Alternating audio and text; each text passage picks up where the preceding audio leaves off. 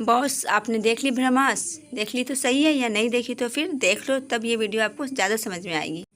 आलिया यानी ईशा को इस फिल्म में नॉर्मल दिखाने की कोशिश की गई, लेकिन फिर ईशा के पास आते ही शिवा की आंख क्यों बदल गई? और अनीस सर ब्रह्मास्त्र का टुकड़ा शिवा के हाथ में न देकर ईशा को क्यों पकड़वाते हैं?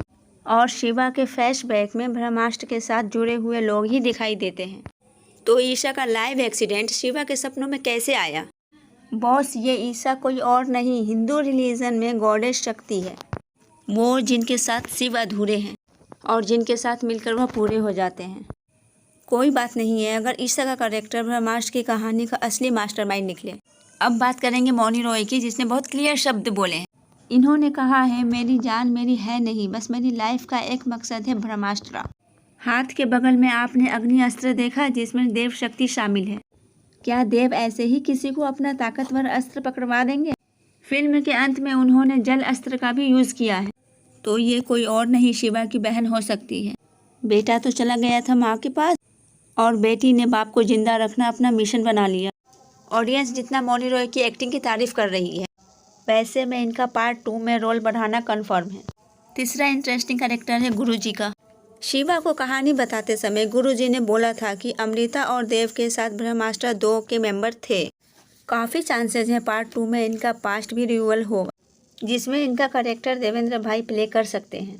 और सुनिए, गुरुजी पर ज़्यादा भरोसा करना भी अच्छी बात नहीं है।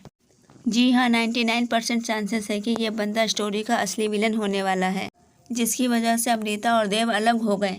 बाद में इनके बीच युद्ध भी हुआ। अब आ जाते हैं ब्रह्मास्त्र पार्ट 2 के सबसे इम्पोर्टेंट कैरेक्टर देव की तरफ। ये कौन है? माइंड में क्वेश्चन तो घूम रहा होगा। देखो, देव का डायरेक्ट रेफरेंस महादेव की तरफ ही है, जिसके पास पावर है, डिस्ट्रक्शन है, क्रिएशन भी। ये नई दुनिया स्टार्ट करने के लिए पुरानी वाली को खत्म कर सकते हैं।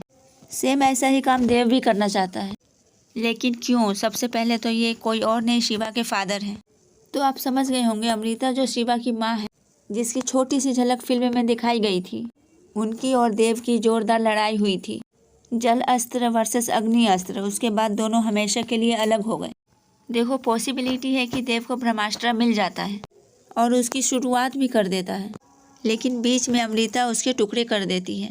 ब्रह्मास्त्र से छेड़छाड़ करने की वजह से भगवान का श्राप लगेगा, जिसमें 2 ऑप्शन मिलेंगे, या तो मामूली लाइफ चुन लो बिना किसी पावर के, या फिर मौत। अमृता ने अपने पावर को छोड़ दिया और अपने बच्चे को लेकर वापस एक नई जिंदगी में लौट आई, लेकिन देव अपने अस्त्रों के साथ वहीं खड़ा रहा और देवताओं की श्राप की वजह से धीरे धीरे उसका शरीर पत्थर का बन गया, क्योंकि अमृता प्रेग्नेंट थी और उसके अंदर देव का एक हिस्सा मौजूद था। तो शिवा के जन्म लेते ही देव के पत्थर वाले शरीर में जान लौट आई। वह पूरी तरह मरा भी नहीं और पूरी तरह जिंदा भी नहीं हुआ।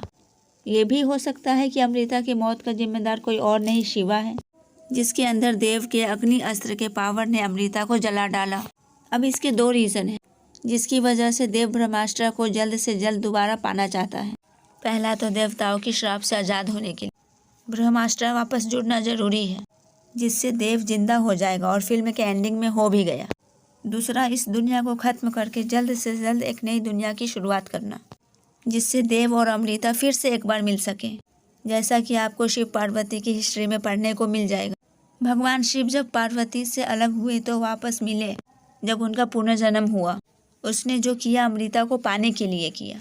ये क्लियर हो जाएगा। वैसे भी अयान मुखर्जी फिल्म के डायरेक्टर हैं। इनकी ताकत है लव स्टोरी, प्यार कहानी का फैसला करता है।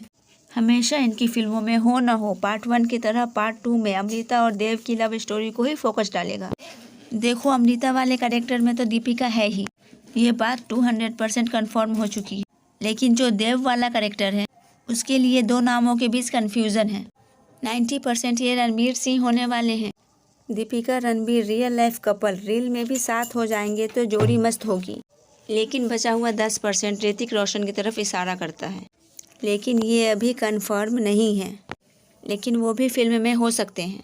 और एक इंटरेस्टिंग चीज़ आप ध्यान दीजिएगा, हिंदू रिलीजन में त्रिमूर्ति सबसे सुप्रीम है। ब्रह्मा तो हो गए क्रिएटर, मॉडर्न ज़माने में साइंटिस्ट बोले तो SRK वाला कैरेक्टर विष्णु हो गए, प्रोटेक्टर नागार्जुन सर, जिनके अंदर नंदिनी की शक्ति है।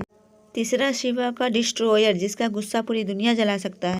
एक्साइटेड होने की बात है क्योंकि ब्रह्मास्त्र 2 में त्रिमूर्ति वाले कॉन्सेप्ट को जरूर एक्सप्लोर किया जाएगा। SRK का यंग वर्जन नागार्जुन सर के बेटे नागा चैतन्य आ सकते हैं। रणवीर तो देव बनने जा ही रहे हैं और कहानी के असली विलेन अपने मुन्ना भाई। अब आप बताओ, आपके हिसाब से ब्रह्मास्त्र पार्ट 2 में इसके अलावा और क्या हो सकता है? कोई क्रेजी फाइन थ्योरी दिमाग में चल रहा है तो कमेंट बॉक्स में कमेंट करें। इसके अलावा आपको अगर वीडियो पसंद आई हो या कोई शिकायत करनी हो तो कमेंट बॉक्स में कमेंट करें। Okay bye, take care.